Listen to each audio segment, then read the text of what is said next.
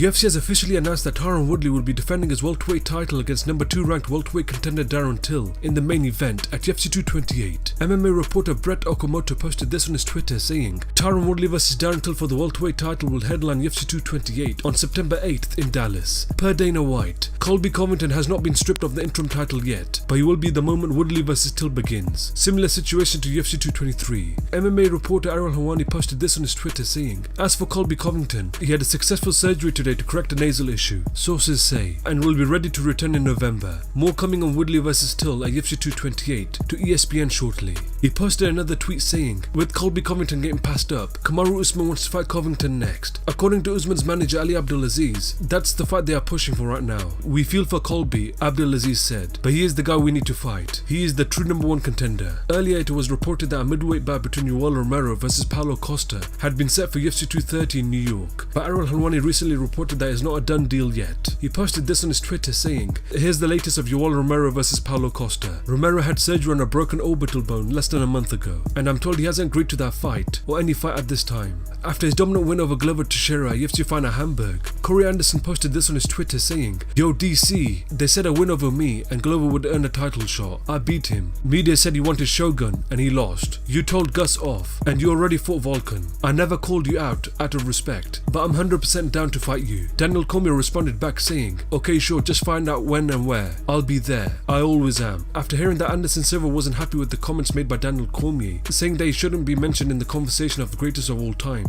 DC posted this on his Twitter saying, I'm sorry Anderson. After Anderson Silva called John Jones the best fighter in the light heavyweight division, John Jones posted a response on his Twitter saying, I appreciate your recent kind words, Anderson Silva.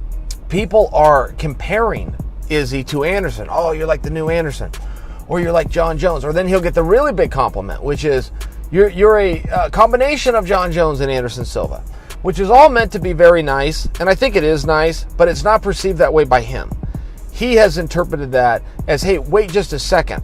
I'm better than those guys, and I'm blazing my own trail. I don't want to be compared to them, because as soon as I'm compared to them, I'm now in their shadow. So I've got 2 choices. Either take the compliment and go, wow, thanks, or call his ass out and fight him and never have to live in that shadow and be a coattail of a guy that you don't even know. Taito Ivasa posted this on his Instagram with the caption, Phase 2. Jake Matthews posted this on his Twitter saying, Dear Mr. Northcutt, you're normally very polite, but I'm sure you know it's rude to ignore folks.